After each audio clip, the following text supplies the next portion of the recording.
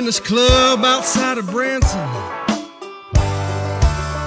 Not too many people were even drinking. Played a slow song twice in a row. Heard a yell, play something faster. So we kicked into something heavy. This is the third album that I recorded, third studio album that I recorded. And I started writing songs for it, I don't know, probably 3 years ago. I wrote a lot of them while traveling. The title song, Fair Weather Friend, everybody knows somebody you really can't depend on that's a fair weather friend. And there's some inspiration for this song. I'll never tell who it was, but yeah, the song Fair Weather Friend, people will be able to relate with that kind of thing. We used several different musicians for the album, so I think it gave it a whole different feel, different texture. So it's like 10 different perspectives of what they were doing. Obviously Larry's on my label. I've got a copy of everything he's written, and this is the best album that he's written today. Larry jokes and goofs off all the time, and I don't think most people realize how much he thinks about stuff and how much he cares about stuff. And I think I'm a funny dude, you know. I like to have fun in the studio. I like to have fun with all the guys. I got a pretty good sense of humor. I'm probably a 15-year-old kid trapped in a 25-year-old man's body. You know, I like to have a good time. Overall, it's just full of heart. There's a few fun songs on there, but the songwriting just shows, I guess, they talk about this last year, country music was only about drinking beer and pickup trucks and tight jeans, and there's a couple of songs about girls in here, but most of the stuff is about life, and which is what country music used to really be about, telling a good story about what was going on. This album tells us a good story. Well, Larry's really picky, and if he wasn't happy with how it turned out, he would have gone somewhere else. So the fact that he stuck it out, and it's been a long process, mainly because of how hard it is to get all the musicians together for each track. It took a while.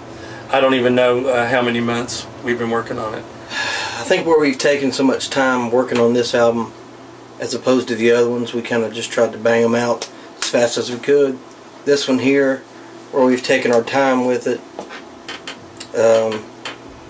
been real particular. Gary tells me I'm the hardest person he has worked with, but then I'm the easiest as well, so I don't really know what that means, but I don't think I'm as picky as everybody lets on. I just want it to be good music. I just want people to like it. That's the biggest thing as a songwriter. It's like writing a poem and expecting people to like it. It's hard. It's a weird feeling for a songwriter to write something and then you're going to wonder if people are going to like it or not. Usually you have a producer on a project. Larry basically produced all of this. I mean, everything you hear in it pretty much came from his mind, his concept. We tried to take his concepts, his ideas, and make them real. Well, as a songwriter, you never know what's going to pop into your head. And used to, I had to carry a micro recorder around or a notebook, but now with the iPhone, I can just give myself a message or do a note, and then go back later and work around that.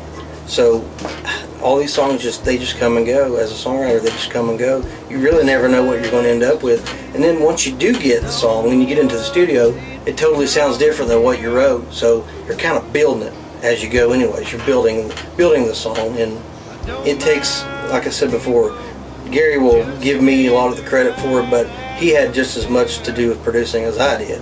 And he would have an idea and he would put something in, and the musicians too, all the guys in the band, all the extra studio musicians we used. I would say, how would you play this if you were playing it? And they would put down their little thing, So it was a group effort. It just wasn't me at all. We settled on 11 tracks, and there's 2 covers, which originally I wasn't going to do any covers. We had 14 originals, and then we settled on 11 with 2 covers. One of them we did Midnight Rider, And for years in the live shows, we've always thrown in Cashmere from Led Zeppelin. And I noticed people in the area started playing Cashmere in versions of Midnight Rider. So I thought, you know, I think it'd be cool to do that, because everybody in the clubs were always requesting that song. We did Bluegrass State of Mind, being from Kentucky. It's a kind of a song about missing Kentucky. It was recorded by Billy Ray Cyrus several years ago. He and Mark Colley had changed the words, but I stuck to the original, the Alex Harvey version, because I thought it was more significant to Kentucky. And, you know, so that song really turned out really good. It sounds almost gospel country. Vocal influences on me, I stole a lot of licks from Paul Rogers from Bad Company. Obviously Billy Ray Cyrus, being from here, he was a big influence on me growing up, and I still, you know, listen. I'm surrounded by all his people, so I'm still, I use a lot of his musicians, a lot of the guys who were on the road with him recorded Some Gave All album and several albums after that, songwriters around him, his family. So yeah, he was a big influence on me. Obviously Elvis has been a big influence on my life. I don't know why. I'm just growing up, my mom was a big gospel fan. She listened to a lot of Elvis gospel, the Stamps Quartet, the Happy Goodman family, and stuff like that. So I was raised on gospel music. But to this day, I still listen to Elvis almost every day. It's just one of those things. I guess I should have become an Elvis impersonator when I was younger. I don't know. When I was a sophomore in high school, there was a variety show at our school called the Beta Variety Show. I went to Russell High School. It's in Flatwoods, Kentucky, and I entered the Beta Variety Show, and I never sang in front of anybody.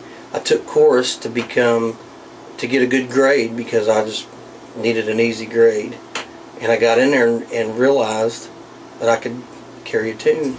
My choir teacher, she forced me to sing in front of everybody once, and from then on I was like, wow, I mean, I couldn't believe it. I was hearing things that I'd never heard before, just like that. So I entered the Beta Variety Show with Wicked Game, Chris Isaac's song. I sang it, got a standing ovation, I won, and then when I started to graduate school, I thought, you know, I could do this for money. So I put a band together, started playing clubs straight out of high school. I was making great money for being just a kid, and I've been playing ever since.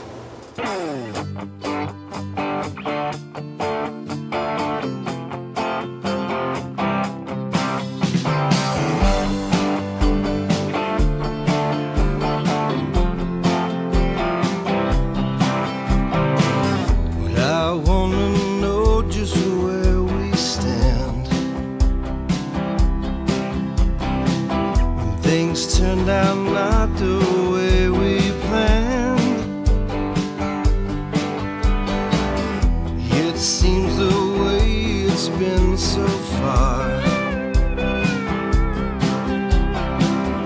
When things are good, then there you